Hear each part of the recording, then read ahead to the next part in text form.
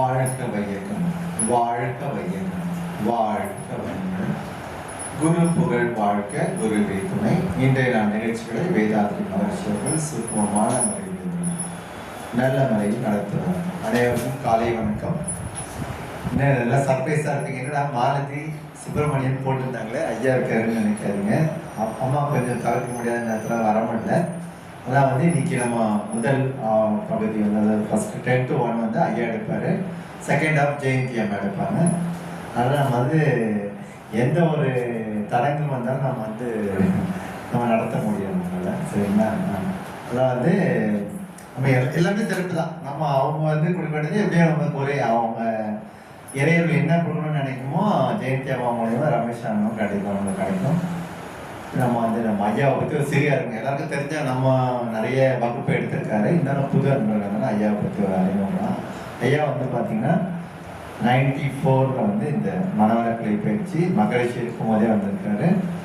ஐயா வந்து பார்த்தீங்கன்னா மேரேஜுக்கு முன்னாடியே இந்த பயிற்சி எடுத்துட்டு 2 பேருமே கருவிலே துருவியோடைய குழந்தைங்களா இருக்காங்க. பார்த்தீங்கன்னா பெரியவங்க வந்து ஐடியில் இருக்காங்க. செகண்ட் சன் வந்து இன்ஜினியரிங் முடிச்சுட்டு இப்போ வேற ஒரு இது கம்பெனியில் ஒர்க் பண்ணிட்டு இருக்காரு. அது இல்லாமல் அம்மாவும் பார்த்தீங்கன்னா துணை பேராசிரியராக இருக்காங்க. அவங்க வீட்லேயே வந்து மேலே அறக்கட்டளை எப்படி நம்ம வீட்டில் செகண்ட் ஃப்ளோரில் இருக்கோம், அதே மாதிரி ஐயா வீட்லேயே வந்து மேலேயே வந்து அறக்கட்டளையாக ஃபஸ்ட்டு தாமயமாக ஸ்டார்ட் பண்ணாங்க. இப்போ அறக்கட்டளையாக நம்மளோட அறக்கட்டளை ஆகும்போது ஒரு மாதம் முன்ன பின்ன ஐயாவும் வந்து இப்போ ஸ்டார்ட் பண்ணியிருக்காரு. நிர்வாக அரங்காவலராக இருக்காரு. அவங்க வீட்லேயும் எல்லாமே பார்த்தீங்கன்னா நம்மளோட மனவளக்கலை பயிற்சி எடுத்துருக்காங்க. ஐயா வந்து பார்த்தீங்கன்னா நானாக வந்து இந்த மனவளக்கலை உங்களை மாதிரி 2014 வரும்போது எனக்கு அகத்தாய்வு எடுத்தவர் ஐயா தான் எடுத்தார். டீச்சராக கொடுத்தாரு. நிறைய சந்தேகங்கள் நிறைய விளக்கம் நல்ல சிம்பிளான எக்ஸாம்பிளாக சொல்லி நமக்கு அதோட மகரிஷி அனுபவமும் மகரிஷியோட அனுபவம் நம்மளுக்கு ஷேர் பண்ணுவார். ஐயா அவர் எப்படி மீட் பண்ணார், இது பண்ணார், நிறைய நம்மளோட தத்துவங்களோட தவங்களோட மகரிஷியோட அனுபவம் நம்மளோட ஷேர் பண்ணுவார். அது மாதிரி பார்த்தீங்கன்னா ஸ்கூல்ஸு காலேஜஸ்ஸு அதெல்லாம் நம்ம மாங்காய் ட்ரெஸ்ட்டாக இருக்கும்போது ஐயா தான் வந்து எங்களுக்கு வெயிட்டி ஸ்மார்ட் இருந்தார். இப்போ எப்படி நீங்கள் துணை பேராசிரியர் போகும்போது நாங்கள் பயிற்சிலாம் கொடுத்த மாதிரி எங்களுக்கு உங்களுக்கு எப்படி கொடுத்தாங்க, ஜெயந்தி அம்மா வாணிஜா அம்மாலாம் கொடுத்துருப்பாங்க. அதே மாதிரி எங்களுக்கு போகும்போது ஐயா அப்புறம் உஷா அம்மா எல்லாமே எங்களுக்கு பயிற்சி கொடுத்தாங்க. ஐயா வந்து நல்லா சிறந்த முறையில் கிளாஸ் எடுப்பார். நிறைய மகரிஷியோட அந்த நம்ம வந்து மகரிஷி கருத்துக்கள் மட்டும் தான் கேட்டிருக்கோம், மகரிஷியை பார்த்ததே இல்லை. ஆனால் மகரிஷி கூடயே அவர் இருந்திருக்காரு, பழகியிருக்காரு. அவர் வகுப்புக்குலாம் கிட்டத்தட்ட 10-11 வருஷமாக நம்ம கேட்டிருக்காரு. ஸோ ஐயா அவர்களே இந்த 5ஆம் நாள் இந்த மௌனத்தை நடத்தி தருமாறு உங்களின் சார்பாகவும் மாங்காடி எஸ்ஏஜி நகர் மனவளக்கலை அறக்கட்டளை சார்பாகவும் கேட்டுக்கொள்கிறேன். வாழ்க வளமுடன். ஸ்டாண்டில் ஃபிக்ஸ் பண்ண அப்படியே இருக்கேன்.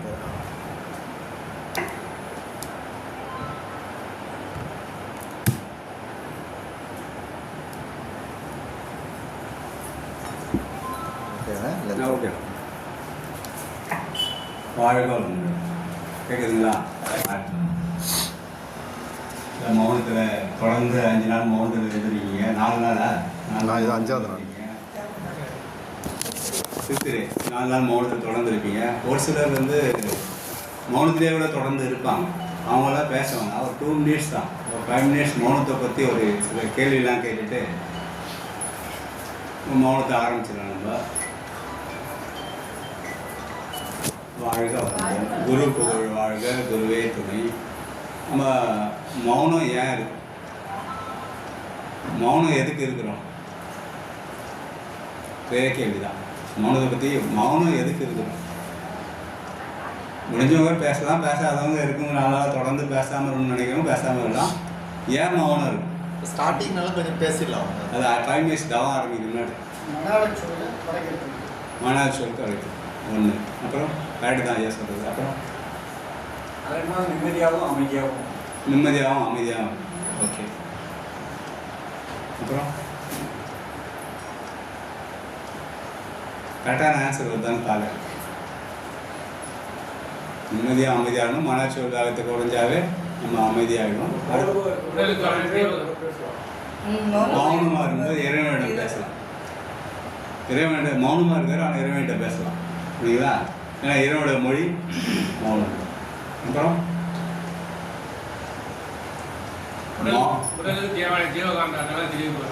ஜீவகாந்தாட்டில் மனத்தோட காந்தாட்டில் துணியை பெற்று வச்சுக்கலாம். மனம் செயல்படாத போது உடல் கருவிகள் செயல்படாத தான் நம்ம சேவ் பண்ணி வச்சுக்கலாம். மௌனமாக இருக்கும். இன்னும் எல்லாம் கரெக்டான ஆன்சர் தான், எதுவும் தப்பானது கிடையாது, எல்லாம் கரெக்டான ஆன்சர். நம்மளுடைய இயல்பான நிலை மௌனம், நம்மளுடைய நேச்சரே மௌனம் தான். எப்படி சொல்கிறீங்க, பேசிட்டு தானே இருக்கோம் அப்படின்னு சொல்கிறீங்களா? பேச்சு வந்து எப்போ வந்தது? 3 வயசில் வந்ததா, 2 வயசில் வந்ததா? அதுக்கு முன்னாடி மௌனம் தான். நம்ம கருவில் மௌனமாக தான் இருந்தோம். கரு உருவாகிறதுக்கு முன்னாடி நம்ம இல்லையா? நம்ம இருந்தோமா இல்லையா? அடிக்கடி சொல்கிறதான், 1964 நான் பிறந்தேன், 63 நான் இல்லையா? இருந்தேன் இல்லை? அப்பா அம்மா கிட்ட இருந்தேன் இல்லை? அப்போ எப்படி இருந்தேன்? மௌனமாக. இன்னும் அப்படியே பின்னோக்கி பாருங்கள், தாத்தா தாத்தாக்கு தாத்தா அப்படியே போனால் முதல் மனிதன் வந்து நான் மௌனமாக தான், அவங்க பேசிட்டே இருந்திருப்பாங்க தாத்தா பாட்டி தான், நான் மௌனமாக தான். இன்னும் கொஞ்சம் முன்னாடி போனால் விலங்கினங்கள் எடுத்தீங்கன்னா அதோட இயல்பான நிலை என்ன? மௌனம் தான்.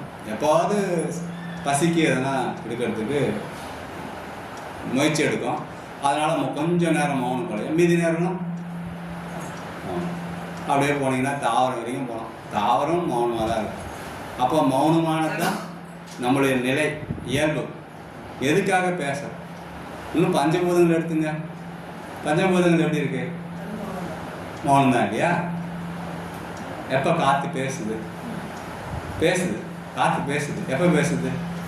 நல்ல ஒரு செடி மரம் உள்ளே போகும்போதோ இல்லை வேகமாக வரும்போதோ பேசு இல்லைங்களா? சலம் சத்தம். ஒரு உராய்வு ஏற்படும் போது தான் சத்தம் வரும். கடல், ஆறு, கடல் அலை வந்து தரையில் மோதும் தான், உள்ளுக்குள்ளே சத்தமே இல்லை. கடல் கரையை மோதும் போது தான் சத்தம் வரும். நீர், நெருப்பு எதனா எரிக்கும் போது தான் சத்தம் வரும். அப்புறம் விண்ணு சுற்றிக்கிட்டே இருக்குது, எப்போ ஒன்னோட சேரும்போது தான் விண்ணும் இயக்கம் பெறும். இது மாதிரி பஞ்சபூதங்கள் எல்லாமே மௌனமானதாக இயல்பு. ஏதோடு தொடர்பு கொள்ளும்போது ஒரு நேரத்தில் சலதளப்பு வருது, இயக்கம் பெறுது. ஸோ நாம் மௌனமாக ஏன் இருக்கணும்னா நம்மளுடைய இயல்பான நிலை. இன்னும் கொஞ்சம் பின்னாடி போனீங்கன்னா சுத்த வெளியாக போயிடலாம், அந்த பிரபஞ்சமே மௌனமாக தான் இருக்குது. இன்னும் சுத்த வெளி சத்தம் கேட்குதா? பிரபஞ்சம் இவ்வளோ பெரிய இயக்கம் நடந்துட்டுருக்கு, அதனால் சத்தம் கேட்குது நம்மகிட்ட, நம்ம பூமி ஓடிட்டே இருக்குது, சத்தம் கேட்குதா? எதுவும் கேட்க. பிரபஞ்சம் மௌனமாக இருக்குது, சுத்த வெளி மகா மௌனம் இல்லைங்களா? அப்போ அந்த இயல்பான நிலைக்கு போகிறது தான், திரும்பி போகிறது தான் மௌனம். இது இந்த 5 நாள் மட்டும் 6 நாள் மட்டும்தான் இருக்கணுமா? இல்லை எப்பவுமே இருக்கு? 9 நாள் போட்டிருக்காங்களே, 9 நாள் தான் இருக்கணுமா? மற்ற நாள்லாம் இருக்கலாமா? எப்பவுமே இருக்கிறது தான் மௌனம். நம்மளும் அப்படி தான் இருக்கு. தூங்கும்போது மௌனமாக, எதுவும் வேலை இல்லாத போது மௌனமாக, பேசாத போது மௌனமாக இருக்கு, வேலை செய்யாத போது, மற்ற படிக்காத போது ஏதோ அமைதியாக இருக்கும். பார்த்தீங்கன்னா 90% கிட்ட நம்ம மௌனம் தான். எதனா தேவைப்பட்டால் தான் பேசுகிறோம். அந்த 10% பேசுறதால வர பிரச்சனைகள் தவிர்க்க தான் வந்துருக்கு. அந்த 10% பேசுகிறோமே, அதை பேசி பிரச்சனை அதிகமாகுது இல்லையா? அதை தவிர்க்க தான் நம்ம. ஸோ நம்ம இயல்பான நிலைக்கு போகிறதுக்கு ரொம்ப பயிற்சி தேவையில்ல. எது தேவை? பயிற்சியே தேவை. நம்ம இயல்பான உடம்பு நல்லா இருக்கிறதுக்கு பயிற்சி தேவையில்லை. கெட்டுப்போன உடம்பை சரி பண்ணது தான் பயிற்சி தேவை. அதே மாதிரி இந்த மௌனமாக இருக்கிறதுக்கு நம்மளுக்கு பயிற்சியே தேவை. எல்லா உள்ளுக்கு அவயங்கள் எல்லாம் மௌனமாக தான் இருக்குது. எது மட்டும் பேசுதுங்க? மனம் பேசிகிட்டு இருக்கு, நம்ம வாய் பேசிகிட்டு இருக்கு, புலங்கள் பேசிகிட்டே இருக்காங்க. புலங்கள் பார்க்குதுன்னா பேசுறது தான் அர்த்தம், கண்ணு பார்க்குதுன்னா பேசிட்டு தான் இருக்குதுன்னு அர்த்தம். ஏன்னா அது பார்க்கும், ஆனால் உள்ளுக்குள்ளே பலவகையான எண்ணங்கள் வரும். இப்போ புலங்கள் வந்து கொஞ்சம் இயக்கம் பெறாமல் இருந்தால் மௌனம், நம்முடைய மனம் கொஞ்சம் இயக்கம் இல்லாமல் இருந்தால் மௌனம், எண்ணங்கள் எழுச்சி பெறாமல் இருந்தால் மௌனம். இப்போ மௌனங்கிறது ரொம்ப கடினமான விஷயமே இல்லை. ஐயோ ஒரு நாள் மௌனம் போட்டாங்களே, ஃபுல்லாக நம்ம பயந்துட்டு மௌனம் இருக்கிறது, எப்படி பேசாமல் இருக்கிறது அப்படின்னு பாட வேண்டியதே இல்லை. ஏன்னா நம்மளோட இயல்பான நிலையே மௌனம் தான். அந்த நிலைக்கு திரும்பி போகிறதுக்கு பெரிய ஒரு யுக்தியோ ஒரு ஸ்ட்ரெயினோ தேவை. அமைதியாக இருக்கும், அப்போது நம்மளுக்கு மௌனம் ஆட்டோமேட்டிக்காக வரும். இப்போது பார்த்திங்கன்னா மௌனம்ன்றது இயல்பான நிலை, நம்மளுடைய வாழ்க்கையில் ஒரு அங்கம், பெரிய அங்கம் தான். எப்போ நம்ம மௌனமாக இருக்கணுமோ அப்போல்லாம் சாதிக்கும். ஒரு கவிஞன் அமைதியாக தான் பாட்டு எழுதுறாரு, ஒரு தனியாக சுச்சுவேஷன் வேணும் அப்படின்னு. மகரிஷி அவர்கள் இவ்வளோ கவிகள் எழுதியிருக்காரு, இவ்வளோ புத்தகங்கள் எழுதியிருக்காரு, எப்படிங்க மௌனமாக இருந்துதான். ரொம்ப ஒரு மாதம் தொடர்ந்து, இந்த நவம்பர் டிசம்பரில் ஒரு மாதம் தொடர்ந்து மௌனம் இருப்பாங்க. ஒரு புக்கு வெளியிடுவாங்க. எல்லா புக்கும் அப்போ வெளியிட்டது தான். மேக்ஸிமம் எல்லா புக்கும் ஒவ்வொரு புக்கு வெளியிட்டது அப்போ. மௌனம் யார்கிட்ட பேசிகிட்டே இருந்தால் கவிதை எழுத முடியுமா? பேசிகிட்டே இருந்தால் புக்கு எழுத முடியுமா? இப்போ நம்ம சாதிக்கணும்னு நினச்சா சொல்லுவாங்க, சார் மௌனமாக இருந்தால் சாதிக்கலாம் சொல்லுவாங்க இல்லையா? மௌனமாக இருந்தால் சாதிக்க முடியும். மௌனம் என்பது நம்ம இயல்பான நிலை. அதை அடைவதற்கு ரொம்ப முயற்சி தேவையில்லை, ரொம்ப பழக்கமும் தேவையில்லை. நம்ம ஏன் மௌனம் வந்தால் அகத்தாய்வு முடிச்சிருக்கணும்னு சொல்கிறோன்னா, நிறைய தவங்கள் இருக்குது, ஆராய்ச்சி இருக்கும். தத்துவ ஆராய்ச்சி ப்ளஸ் அகத்தை ஆராய்ச்சி செய்யக்கூடிய ஆராய்ச்சி இருக்கும். இப்போ பார்த்தீங்கன்னா இதெல்லாம் நம்மளுக்கு கொஞ்சம் கொஞ்சமாக நம்ம இந்த நிலைக்கு, அந்த மௌன நிலைக்கு போனால் தான் நம்ம ஆராய்ச்சி பண்ண முடியும், நம்ம அகத்தை ஆராய்ச்சி செய்ய முடியும், இந்த பிரபஞ்சத்தையும் ஆராய்ச்சி செய்ய முடியும், தன்னை சுற்றிலும் என்னென்ன நடக்குதுன்னு ஆராய்ச்சி பண்ண முடியும். இந்த சுத்தவெளி சொல்லிட்டாங்க, சுத்தவெளி தான் தெய்வம்னு சொல்லிட்டாங்க. என்ன சொல்கிறாரு? சிந்தித்தே தெளிவாக. நம்ம சிந்திச்சு தான் எடுத்துக்கணும். சாமிஜி சொல்லிட்டாங்க, நீங்கள் அப்படியே நான் சொல்கிறத நீங்கள் எடுத்துக்க வேணாம், சிந்தித்தே தெளிவாக அப்படின்னு. அப்போ அந்த வார்த்தைக்கு நம்ம யாருன்னா கேட்கறதுக்கு, சுத்தவெளி தான் தெய்வம்னு சொல்கிறதுக்கு, நம்ம ப்ரூஃப் கொடுக்கறதுக்கு, நம்மளை அத்தன்டிக்காக பேசுறதுக்கு நம்மள்கிட்ட ப்ரூஃப். சுத்தவெளி தான் தெய்வம் சொன்னார், எங்கள் மகரிஷி சொன்னார், அதனால் நாங்கள் நம்பிட்டு இருக்கோம், அதை ஃபாலோ பண்ணுறோன்னு சொன்னால் தவறு. சுத்தவெளி தான் தெய்வம், அருவம் எல்லாம் உருவமாக இருக்குது அப்படின்னு ப்ரூவ் பண்ணணும் இல்லைங்களா? அந்த அருவம் தான் உருவமாக இருக்குது அப்படின்றது தான் நம்ம. அப்போ மௌனமாக இருந்தால் நிறைய விஷயங்கள் நம்ம யோசிக்கலாம், சிந்திக்கலாம், நமக்குள்ள ஆராய்ச்சி செய்யலாம். அது உண்மையா அப்படின்றத ஆராய்ச்சி பண்ணி ஏற்றுக்கணும். இப்போ பார்த்திங்கன்னா மௌனம் சாமி சொல்லுவாங்க, ஆன்மீகத்திலே சிறந்த பயிற்சி, உச்ச பயிற்சி. இருக்கிறதுலே பயிற்சிகள்லேயே ஆன்மீக பயிற்சிகள் உங்களுக்கு தியானம் சொல்லிக் கொடுக்குறாங்க, உடற்பயிற்சி கொடுக்குறாங்க, காயகல்பம் சொல்லிக் கொடுக்குறாங்க, பதஞ்சலி சொன்னார் 8 அங்கங்கள், அதையும் சொல்லிக் கொடுக்குறாங்க, எல்லாம் சொல்லிக் கொடுக்குறாங்க. ஆனால் எது சிறந்ததுங்க? மௌனம் தான் சிறந்தது. நீண்ட தவம் என்பது ஒரு மௌனம். நீங்கள் 10 to 4ன்றது ஒரு நீண்ட தவம் மௌனம். அதேமாதிரி குறுகிய மௌனம் என்பது ஒரு அரை மணி நேரம் பண்ணுற தவம். தவத்துக்கும் மௌனத்துக்கும் வித்தியாசம், ரொம்ப வித்தியாசம். அப்போ அந்த தவத்தை நாம் மேற்கொள்கிறோம். இன்றைக்கி ஃபுல்லாக தவம் மேற்கொள்ளும். இப்போ உச்ச பயிற்சி அப்படின்னு சொல்கிறோம் இல்லையா? இருக்கிறதுலையே மௌனம் தான் ஆன்மீகத்திலே சிறந்த பயிற்சி. அப்போ அந்த பயிற்சியை நம்ம மேற்கொள்வது ஏன் மேற்கொள்கிறோம் அப்படின்னா, நம்மளுடைய இயல்பான நிலைக்கு போகிறது ஒன்று. நம்மளுடைய மைண்ட் பவர் இன்க்ரீஸ் பண்ணணுன்னா மனம் அசையாமல் இருக்கணும். உடல் அசைஞ்சால் உடலுக்கு பவர், மனம் அசையாமல் இருந்தால் மனதுக்கு பவர். நீங்களா மனம் அசையாமல் இருந்தால், அசைஞ்சிக்கிட்டே இருந்தால் எண்ணங்கள் போயிட்டே இருக்கும், மாற்றி எதனா யோசிச்சுட்டே இருப்போம், அதுக்கு ஸ்ட்ரென்த்து கிடைக்காது. ஒரே நிலையில் நிற்கும்போது, ஒரே குறிக்கோளோடு இருக்கும்போது அந்த மனதுக்கு பவர் அதிகம். அது வில் பவர் சொல்லுவாங்க, நல்ல பவர். அப்போ மனதை செம்மைப்படுத்த வேண்டிய பயிற்சிக்கு தான் முக்கியமான மௌனம். அதே சமயத்தை புலன்களை எதுக்கு கட்டுப்படுத்துகிறோம், புலன்களை எதுக்கு இது பண்ணுறோம் அப்படின்னா, அதான் சொல்லுவாங்க மகரிஷி சொல்லுவாங்க, ஃபஸ்ட்டு வாக்கு மௌனம் அப்படின்னு சொல்லி பேசாமல் இருக்கு, வாய் திறந்து பேசாமல் இருக்கு ஒரு சடங்கு அப்படின்னு சொல்லி, ஒரு சடங்கு.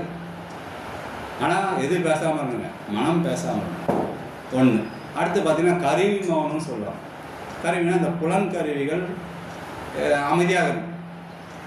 இப்போ நான் பேசிட்டே நீங்கள் கேட்டுக்கிட்டே இருந்தீங்கன்னா அது மௌனம் இருக்கும் இல்லைங்களா? நான் பேசுறது ஒரு தாட்ஸ் வரும், சிந்தனை வரும், யார் சொன்னதோடு ஒப்பிட்டு பார்ப்பீங்க. அப்போ அவங்க இது தவறு சரின்னு போயிட்டே இருக்கும். அப்போ மனம் இயங்கிட்டே இருக்கும். கண்ணு பார்த்துட்டே இருக்கு இல்லைங்களா? கண்ணு பார்க்கும்போது அம்மா ஏதோ பையை காமிக்கிறாங்க அவங்ககிட்ட, என்ன அப்படின்னு நம்ம மைண்ட் போயிடும் இல்லைங்களா? அந்த ஏதோ பேசுகிறாங்களே, ஏதோ பண்ணுறாங்களே அப்படின்னு மைண்ட் போய்ட்டு. அப்போ கருவிகளை இயக்காமல் இருக்கிறது கண்களை மூடி, காதுகளை மூட முடியாது, கை வச்சு அழுத்திக்க முடியாது, க்ளோஸ் பண்ணிக்க முடியாது. காதுகளை எப்படி சத்தம் இல்லாமல் வரும்னா கவனம் கொடுக்காமல் இருக்கலாம். ஒருத்தர் பேசிட்டே ஒரு குருவி கற்றுது, காக்கை கற்றுட்டு கேட்டீங்களா? கேட்க முடியல, கேட்காது. ஒரு சிலருக்கு கேட்காது, ஏன்னா சத்தம் கேட்குது. ஆனால் நம்ம எங்கே இருக்கோம், இங்கே ஸ்பீச்சு கேட்டே இருக்கோம், அப்போது கேட்காது. அப்போ அதில் நம்ம நாட்டம் வைக்காமல் அந்த சத்தத்தில் ஒரு தவம் பண்ணுறோம், நிறைய சத்தம் கேட்குது. அப்போ அது மேலே மனம் வச்சா சத்தம் குறைஞ்சிடும், சத்தமே கேட்காத மாதிரி ஆகிடும். அப்போது இந்த காதை அங்கே அந்த ஒலியை கேட்காமல் இருக்குது, கவனம் செலுத்தாமல் இருக்குது மௌனம். வாசனை வந்ததுன்னா என்ன ஆகுங்க, ஏதோ வாசனை வருது, இது என்ன செய்கிறாங்க, அது செய்கிறாங்களா, இப்படி செய்கிறாங்களா, அப்படி செய்கிறாங்களான்னு இருக்கும். இப்போது இந்த கருவிகளை நம்ம அடக்க வேண்டாம், அதை அப்படியே சைலண்ட்டாக கொண்டு போகிறது தான் மௌனத்துக்கு. அதுக்கும் மௌனம் கருவியும் மதுவாக மௌனத்துக்கு கொண்டு போகும், இந்த புலன்களையும் மௌனத்துக்கு கொண்டு போகும். நல்ல ஒரு நிலை அது இல்லைங்களா. கருவிகளை ரொம்ப இயக்காமல் ரொம்ப நடக்காமல், இப்போ நடந்து போகிறோன்னு வச்சுங்களேன், இவ்வளோ தூரம் நடந்து போகிறோன்னா 4 பேரோட கவனம் சிதறும் இல்லைங்களா. என்னோடய கவனம் போகும்போது பார்த்துக்கிட்டு போனால் வரணும், அதெல்லாம் இல்லையா. அப்போது கை கால்களை அடக்கி அப்புறம் புலன்களை அடக்கி நம்ம கருவி மௌனம். மகா மௌனம் அப்படின்னு சொல்லும்போது இந்த மனதையே நல்ல இறைவனோட ஒன்று வைத்து மனதை ஆராய்ச்சி செய்து இதெல்லாம் தேவையில்லையா சொல்லிட்டு ஏற்கனவே ஆராய்ச்சி பண்ணியிருக்கோம் நம்ம தேவையில்லை. இன்னும் மௌனமாக அந்த இறைவனோடு ஒன்றை தவம் செய்து இறையோடு ஒன்று ஒரு கண்ணை முன்னா சுத்த வழிக்கு போயிடலாம். நிறைய இது ரொம்ப தூரம் ட்ராவல் பண்ணி போகணுன்ற எண்ணம். கண்ணை முன்னா சுத்த வெளி தான். நம்ம பார்க்குறது கண்ணை முன்னா எதை உணர்றோம், இருட்டை தான் உணரும், சுத்த வெளி தான். அப்போ நம்மளுக்கும் இறைநிலைக்கும் ரொம்ப தூரம் இல்லை. இப்போ இறைநிலையை உணர்ந்துக்கிட்டே இறைநிலையோடு இருந்துக்கிட்டே இருக்கும்போது அது மகா மௌனம் தான் மௌனத்தோட சின்ன விளக்கம். அப்போ நம்ம பஞ்சபூதங்களும் சரி, அதுக்கான உருவான பஞ்சத்தன் மாத்திரையும் சரி, அதில் இந்த உயிரினங்களும் சரி, அதுக்கப்புறம் இறுதியாக வந்த மனிதனும் சரி, இயல்பான நிலை மௌனம். அந்த மௌனத்தை நம்ம தினமுமே கடைப்பிடிக்கலாம். எப்பப்போ பேசணுமோ அப்பப்போ பேசலாம், எப்பப்போ தேவைப்படுதோ அப்போல்லாம் புலன்களை இயக்கலாம். அப்போ எப்பவுமே மௌனம் இருக்கிற மாதிரி 365 நாளும் மௌனம். ஸ்பெஷலாக மௌனம் போடும்போது நம்ம கலந்துக்கலாம். ஆனால் மற்ற நாள்லேயும் மௌனமாக இருக்கும். இன்னும் இப்போ பேசிகிட்டே இருக்கும், எப்போ பார்த்தாலும் யாருன்னா கேள்வி கேட்டால் பதில் சொல்கிறோம் இல்லைங்களா. அதான் அப்போ நம்ம மௌனம் தொடர்ந்து மௌனம் இருக்கும்போது நம்மளுக்கு எல்லாம் என்ன ஸ்ட்ரென்த்து கிடைக்குதுன்னா, மனம் நல்ல ஒரு சொல்கிற பேச்சு கேட்கும். அதாவது குதிரை மேலே ஏறிட்டா உட்காந்து சவாரி பண்ணுறோம், குதிரை இஷ்டத்துக்கு நம்ம போனால் என்ன ஆகுங்க, அது எங்கேயோ போய் சொல்லும். கடிவாளம் வச்சு அது இந்த ரூட்டில் திருப்பி இப்படி திருப்பி அப்படி திருப்பி நம்ம ரூட்டுக்கு கொண்டு போகணும். அதே மாதிரி தான் மனம் ரொம்ப நல்ல எல்லாம் மனத்தை தான் திட்டுவாங்க. மனம் ஒரு குரங்குன்னு சொல்லுவாங்க இல்லையா. ஆனால் மனம் ஒன்றுமே கிடையாது. நம்மளுடைய எண்ணம் வராமல் இருக்க எண்ணத்தினோட தொகுதி தான் மனம் சொல்லுவாங்க. எண்ணம் எங்கேருந்து வருதுங்க, நம்ம பார்த்ததுலேருந்து, நம்ம கேட்டதுலேருந்து, நம்ம சுவைச்சதுலேருந்து தான் எண்ணம் வரும். பார்க்குறோம், தூரத்தில் ஒரு பறவையை பார்க்குறோம், அந்த பறவை ஏற்கனவே பார்த்துருந்தா இந்த பறவை அப்படின்னு நினைக்கிறோம் இல்லைங்களா. ரோட்டில் ஒரு யானை போகுது, அந்த பார்த்தோன்னே யானை தெரியும். தெரியாத ஒரு உயிரினம் போகுதுன்னா தெரியாது நம்மளுக்கு. இப்போ எண்ணம் வரதான் செய்யும். எண்ணம் இல்லாத மனிதனே கிடையாது, எண்ணம் வரதான் செய்யும். அது எப்படி நம்ம ஆக்ஷன் கொண்டு போகிறோம், அடுத்து எண்ணத்தை பற்றியே தொடர்ந்து நினச்சிக்கிறோமா, வந்த எண்ணத்தை பற்றியே நினச்சிக்கிறோம், அது மனமாக மாறும். எண்ணமே நம்ம வராமல் இருக்க ரொம்ப கஷ்டம். ஏன்னா நம்ம புலன்களை இயக்கியிருக்கோம், பதிய வச்சுருக்கோம். மனதில் பதிஞ்சிருக்கு, கருமயத்தில் பதிஞ்சிருக்கு, நம்ம மூளையில் பதிஞ்சிருக்கு, உடல் செல்களில் பதிஞ்சிருக்கு, ஜீவகாந்தத்தில் பதிஞ்சிருக்கு, உயிரில் பதிஞ்சிருக்கு, வான்காந்தத்தில் எல்லாம் பதிஞ்சிருக்கு. பதிஞ்சதை திரும்பி நம்ம எடுத்து காட்டாதன்னு சொல்ல முடியுமா?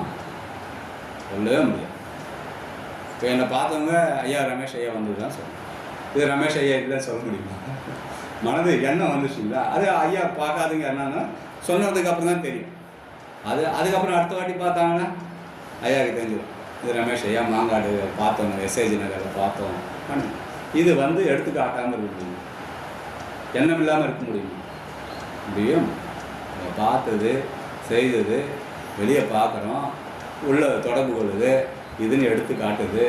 அப்போ அதை எப்படி ஆட்கொள்ளும், எப்படி தொடர்ந்து நம்ம செயல்படுத்தும், அதுதான்.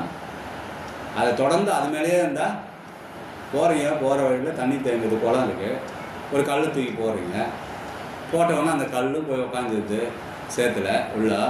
ஆனால் அலை மையத்துக்கு வருது, திரும்பி போகுது, உள்ளே வருது, போகுது.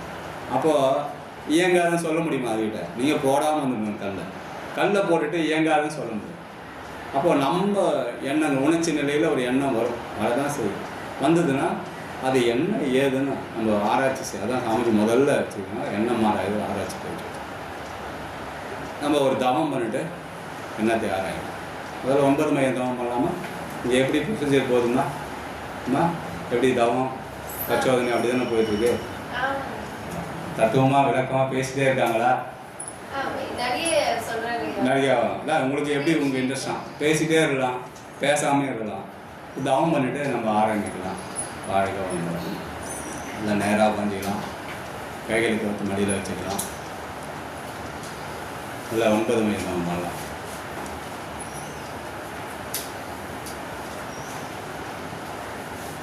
வாழ்க வையகம், வாழ்க வையகம், வாழ்க நாடி சுத்தி பிராணம். நல்லா இடது பக்கம் மூச்சு விட்டு வலது பக்கம் நல்லா வலது பக்கம் மூச்சு விட்டு இடது பக்கம் தொடர்ந்து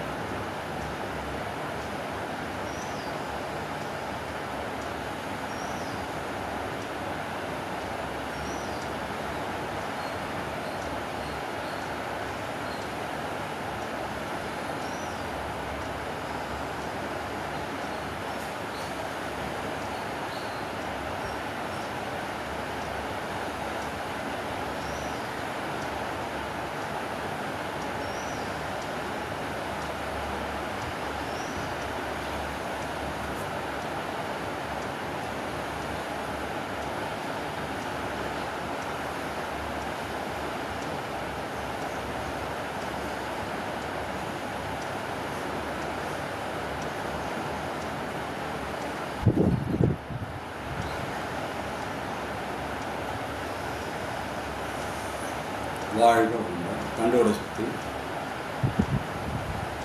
மூலாவது இந்த மூச்சை விட்டுக்கொண்டே ஆகணும்.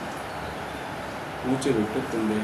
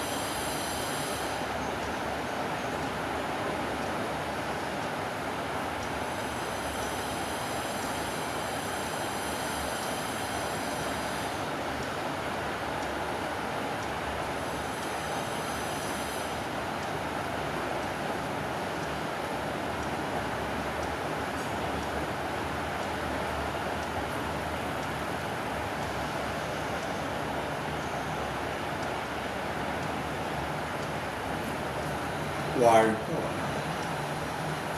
நாம் அமர்ந்துள்ள இடத்தை சுற்றிலும் அல்ல தெய்வீக ஆற்றலே நிரம்ப. நாம் அமர்ந்துள்ள இடத்தை சுற்றிலும் அல்ல தெய்வீக ஆற்றலே நிரம்பின. நாம் அமர்ந்துள்ள இடத்தை சுற்றிலும் அல்ல தெய்வீக ஆற்றலே நிரம்பின. அருட்பேராற்றல் உடலிலே உயிரிலே அலை அலையாக பாய்வதே. அருட்பேராற்றல் உடலிலே உயிரிலே அலை அலையாக பாய்வதே. அருட்பேராற்றல் உடலிலே உயிரிலே அலை அலையாக அவர் பேராற்றல் இரவும் பகலும் எல்லா நேரங்களிலும் எல்லா இடங்களிலும் எல்லா தொழில்களிலும் உறுதுணையாகவும் பாதுகாப்பாகவும் வழிநடத்துவதாகவும் அமைந்தார். அன்னைக்கு வணக்கம். தந்தைக்கு வணக்கம். குரு ஆசான் அவர்களுக்கு தவம் 9 மைல் தளம்.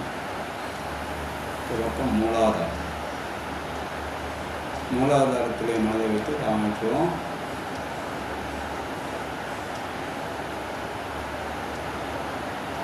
இது மண்ணுக்குரிய மையம். இங்கு செக்ஷுவல் கிளாண்ட் உள்ளது. மூலாதாரத்தில் மனதை வைத்து கவனம் வைக்கும்போது மண்ணை பற்றிய ரகசியங்கள் அறிந்து கொள்ளலாம்.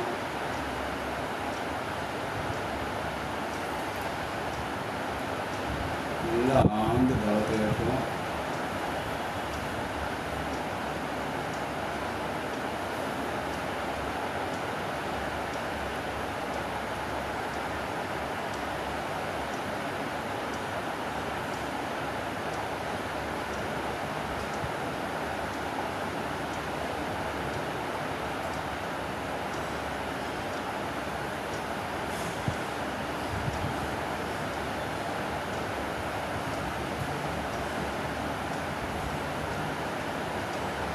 இல்லை மூலாதாரத்திலே அந்த ஆற்றலை மேலும் கீழாக கவனிக்கும்.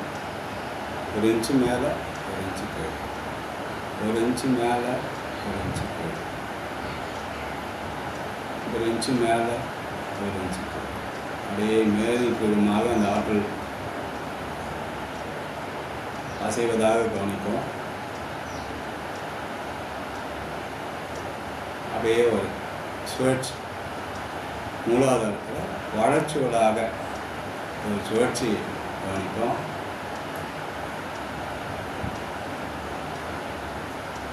மூலாதார சக்கரம் நல்ல வலப்புறமாக வளர்ச்சிகளாக சொல்வதை கவனிக்கும்.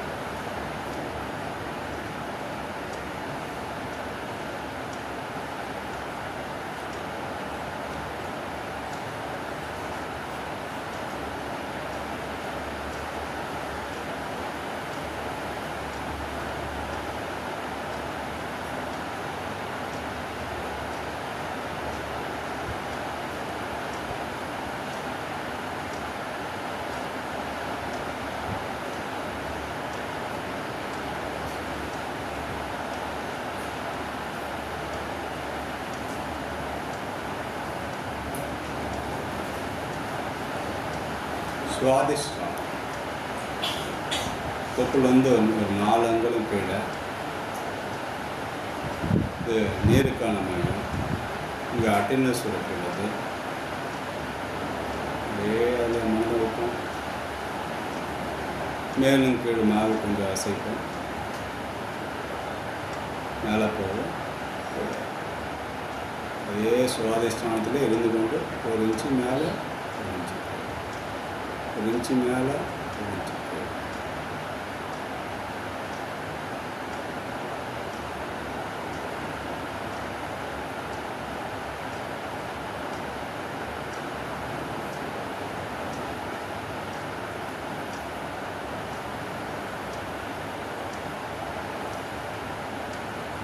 அப்படியே சோழ விடுவோம். வளச்சோளாக சுவாதிஷ்டான சக்கரம் சோழ நம்ம மனதால் தான் அப்படியே சோழ விடணும். இங்கே ஒரு ஆற்றல் தெளிவு பெற்றிருக்கோம். ஏற்கனவே தாமங்களுக்கு அப்படியே சோழ விடுங்க.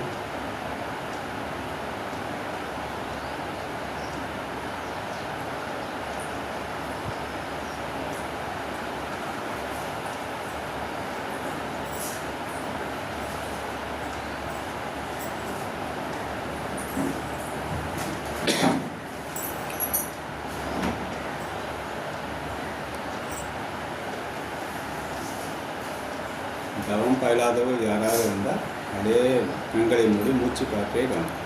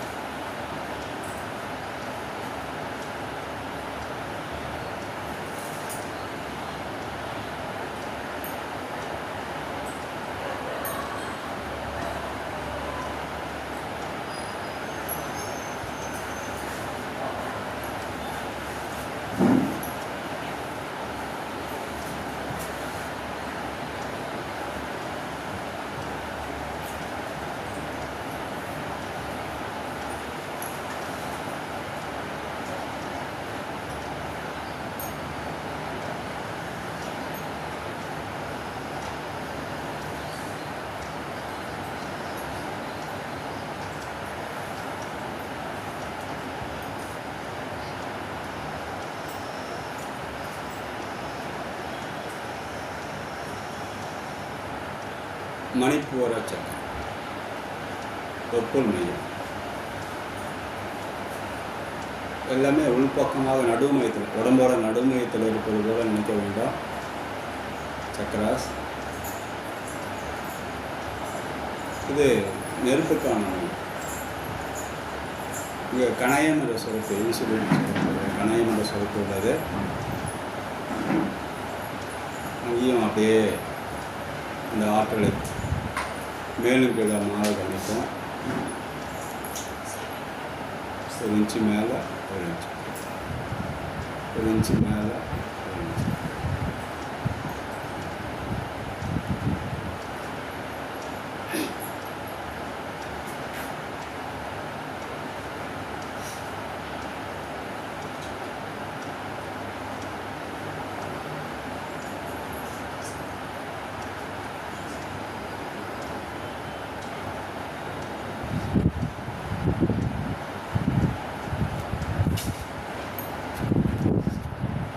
அப்படியே சோழ விடுவோம். உலச்சோழாக இந்த ஆற்றலை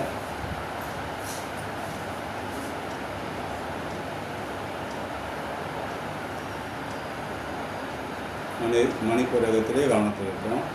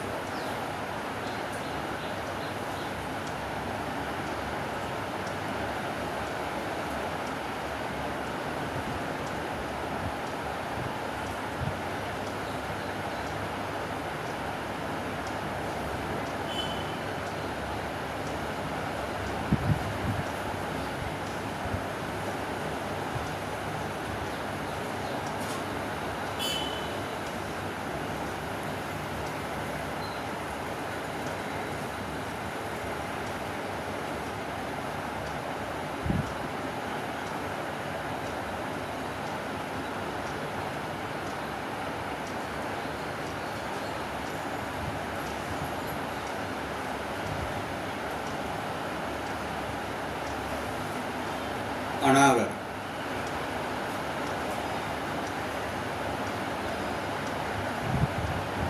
நடு மார்பு, தொண்டைக்குழிலேருந்து ஒரு 4 அங்குலம் கீழே. நீங்கள் மூச்சு இழுத்து விட்டிங்கன்னா அங்கே தான் ஆரம்பிக்கணும், அங்கே தான் முடியும்.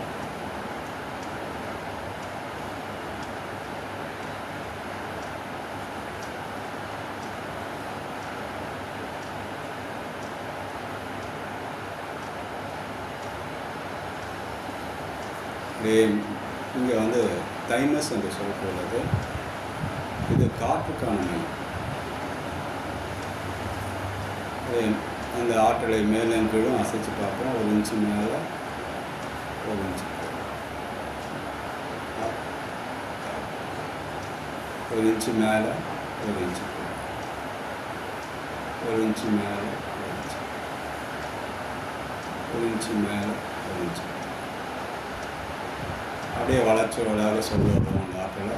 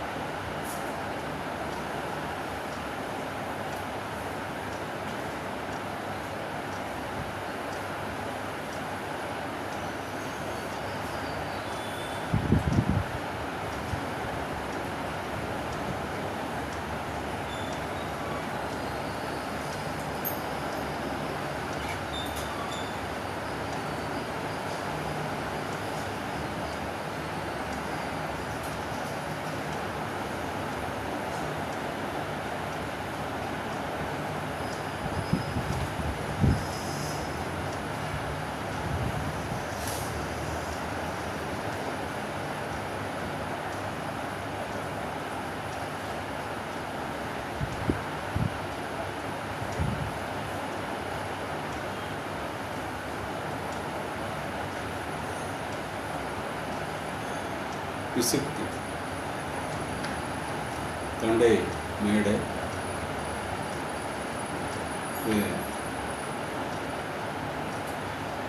தைராய்டு, பாரா தைராய்டு என்ற சொல் உள்ளது.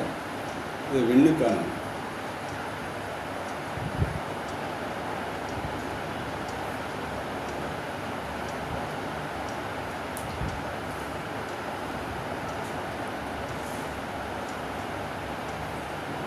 தொண்டைக்குள்ள 1 இன்ச்சு மேலே, 1 இன்ச்சு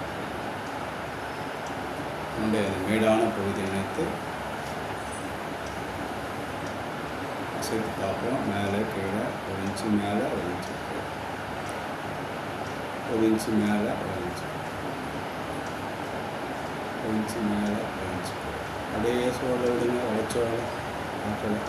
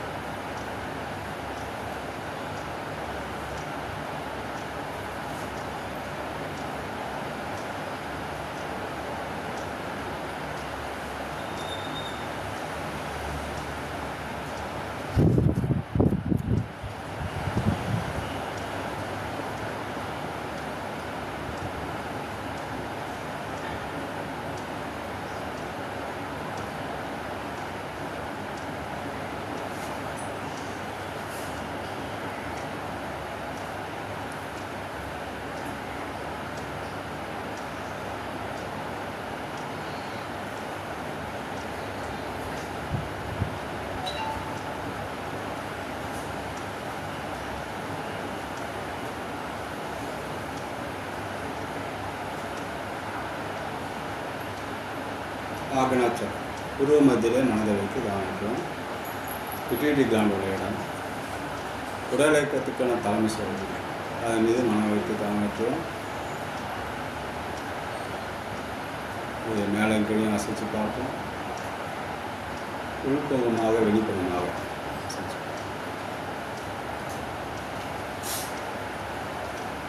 அப்படியே ஒரு சுழற்சி வளர்ச்சியோடையே உணர்வு.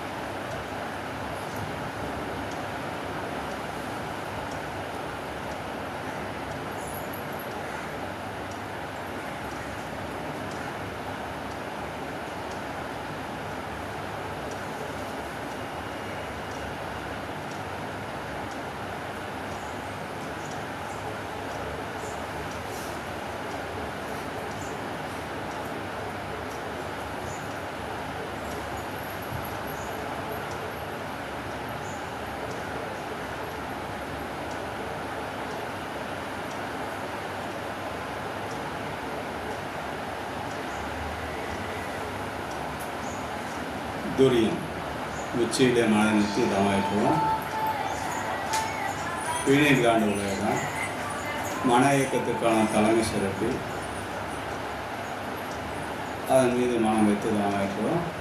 ஃபஸ்ட்டு கொஞ்சம் மேலே கீழையும் ஆற்றலை அசைச்சு பார்ப்போம்.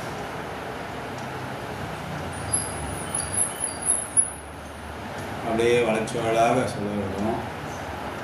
உச்சியிலே ஒரு வளர்ச்சியோட கவனிப்போம்.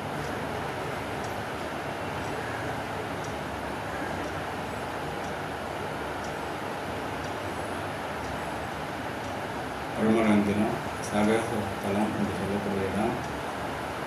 இறைநிலைக்கு நுழைவாயில் என்று சொல்லக்கூடிய இடம்.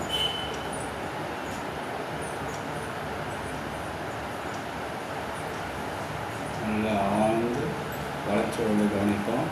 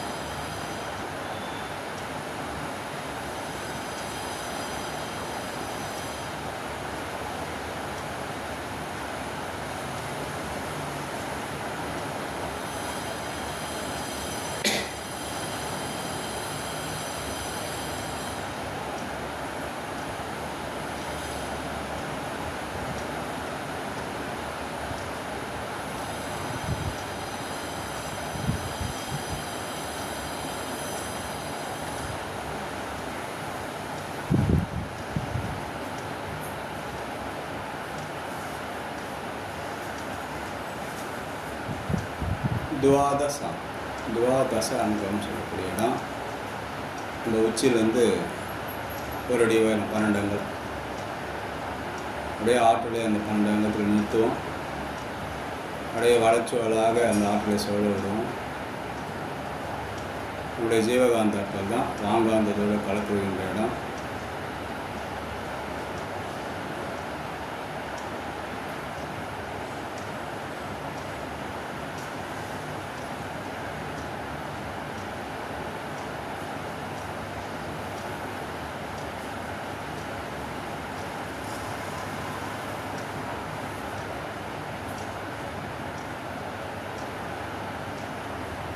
சந்திரன்.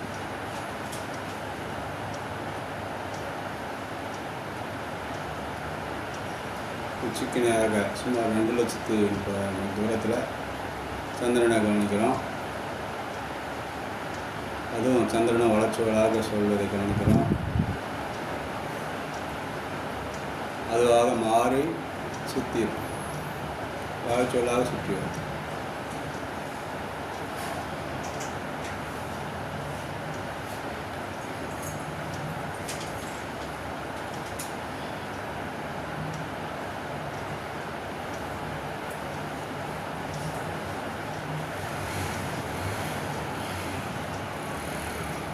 மேலும் சுமார் 9 கோடி மேல் தூரம் போகிறோம்.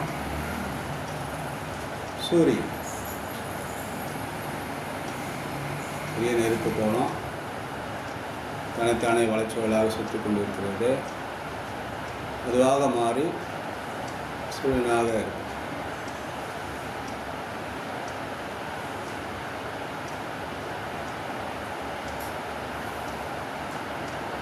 சுமார் 14 லட்சம் மடங்கு பெரியது சூரியன். அந்த அளவுக்கு பெரிதாக நீக்கலாம் சூரியனை.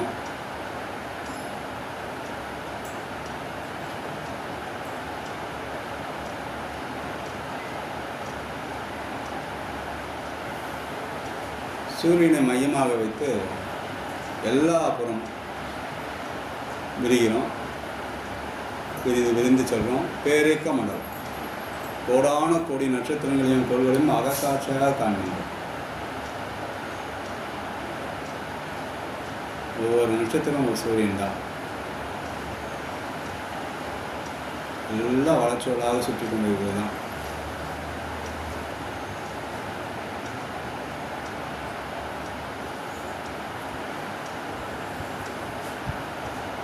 பேரேக்க மண்டலம் கோடான கோடி நட்சத்திரங்கள் அகக்காட்சியாக விஸ்வரூப தரிசனம். பேரேக்க மண்டலத்துக்குள்ள நமக்குள்ள பேரேக்க மண்டலம். ராமஜி சக்தி களம் என்று சொல்லக்கூடிய இடம்.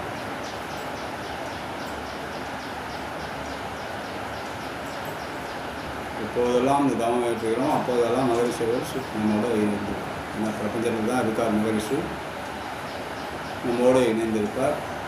எப்போதும் நம்மளுக்கு ஆற்றலை கொடுத்து கொண்டே இருப்பார். இந்த தவத்தில் விரிந்து விரிந்து விரிந்து விரிந்து செல்கிறோம். பேரேக்க மண்டலம் மிகவும் பெரியது, நல்லா விரிந்து செல்கிறோம்.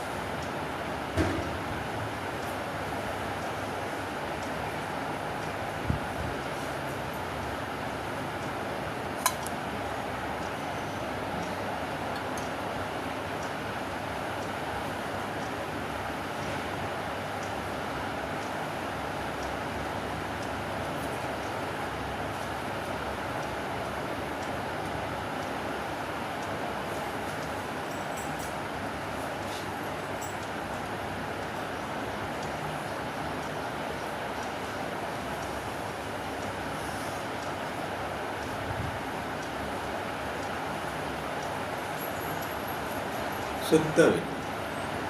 நல்லா விருந்து பேக்க முடிந்தது, எல்லையை தாண்டி போகிறோம். இருள்வெளி, பறவெளி, ஆதி அனாதி பிரம்மம் வெளி பாழ் வெட்ட வெளி என்றெல்லாம் சொல்லப்படுகின்ற அந்த சுத்த வெளியை நினைத்து தவத்தை ஏற்றுக்கிறோம். இருள்வெளி, உணர்வு இல்லை, சுவை இல்லை, வாசனை இல்லை, ஒளி இல்லை, ஒளி இல்லை, அனைத்தும் அடக்கமாக உள்ள இடம். அனாதி பிரம்மம். இந்நிலையை அறிவதற்காக அடைவதற்காக மனதை பிறவி எடுத்தோம். இந்த ஜீவனும் இந்த பிரம்மமும் ஐக்கியமாகின்ற இடம், ஒன்று சேர்ந்து கலக்கிற இடம், ஜீவ பிரம்ம ஐக்கிய முக்தி இடம். விருந்து பார்க்குறீங்க, எல்லையில்லா பரம்பரை விருந்துகிட்டே போகிறோம். அதோடு கலந்து உயிர் கலப்பு வர்றீங்க, அதோடு ஒன்று சமம், அது சுத்த வெளியாக மாறும் நிலை. ஜீவ பிரம்ம ஐக்கிய முக்தி.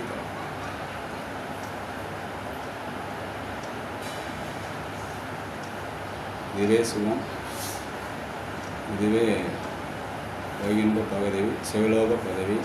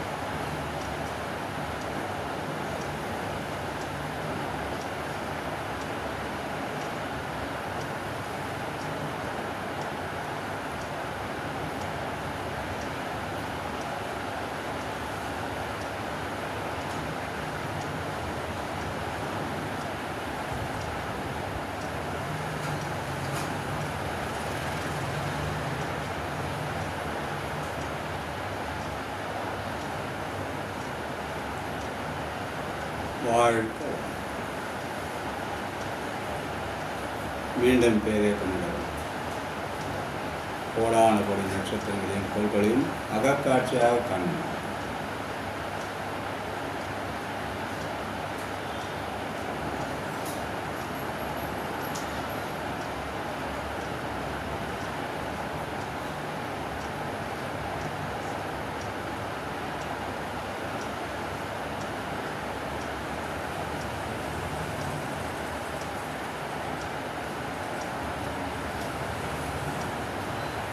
அப்படியே பிரபஞ்சத்தில் சுருங்கி சுருங்கி சுருங்கி மையத்துக்கு வரும். சூரியன் பெரிய நெருப்பு கோலம்.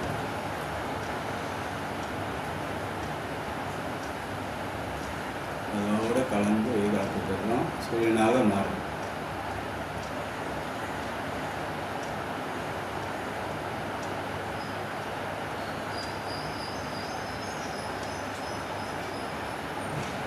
அப்படியே கீழே இறங்கி வரும். சந்திரன் சந்திரனாக மாறி நிற்கும்.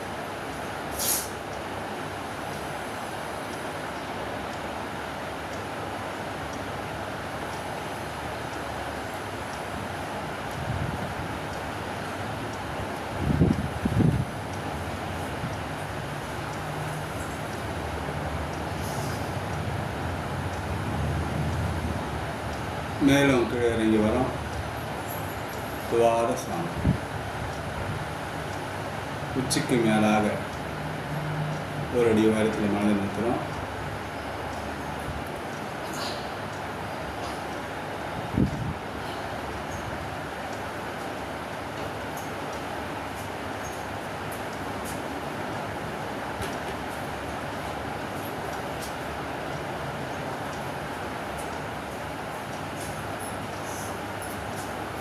மெதுவாக துரியத்தில் அமர்வோம். துரியம்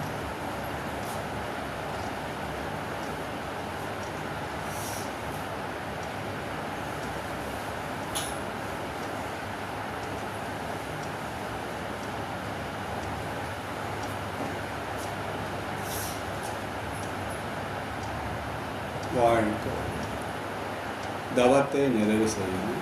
தவ ஆற்றல் உடல் முழுவதும்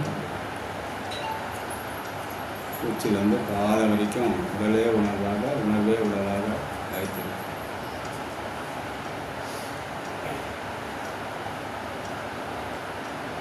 உடலும் உள்ளமும் தூய்மையும் மேன்மையும் அடையும். சங்கல்பம் அருப்பேராற்றலையும் கருணையினால் உடல் நலம், நீலாயுள், நிறை செல்வம், உயர் புகழ், மெஞ்ஞானம் ஓங்கி வரும். அருப்பேராற்றலையும் கருணையினால் உடல் நலம், நீலாயுள், நிறை செல்வம், உயர் புகழ், மெஞ்ஞானம் ஓங்கி வரும். அருப்பேராற்றலையும் கருணையினால் உடல் நலம், நீலாயுள், நிறை செல்வம், உயர் புகழ், மெஞ்ஞானம் ஓங்கி வரும். வாழ்த்துக்கள். வாழ்க்கை துணையை வாழ்க்கை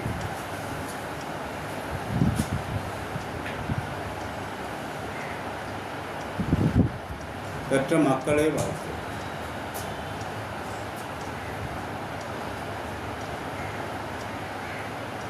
உடன் பிறந்தவர்களை வாழ்த்து.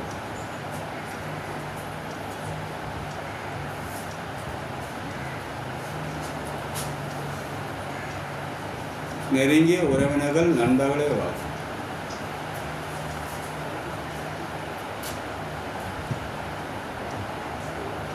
தொழில்துறையிலே தினசரி கடமைகளிலே நம்மோடு நெருங்கிய தொடர்புகளை வாழ்த்து.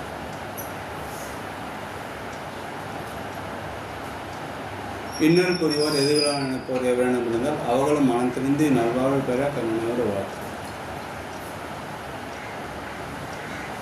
கருத்தந்தை ஆசான் வேதாத்தியும் நூறு வேதாத்தியும் மனதுக்குள்ளா வாழ்த்துகள். உலக சமுதாய சேவா சங்கம் வாழ்க வளமுடன். ஆழியார் அறிவு திருக்கோயில் வாழ்க வளமுடன். காஞ்சிபுரம் மண்டலம் வாழ்க வளமுடன். மாங்காடு எஸ்ஐ தினகரன் அறக்கட்டளை வாழ்க வளமுடன். அதோடு இணைந்த தவமயங்கள் வாழ்க வளமுடன். வாழ்க வையகம், வாழ்க வையகம், வாழ்க.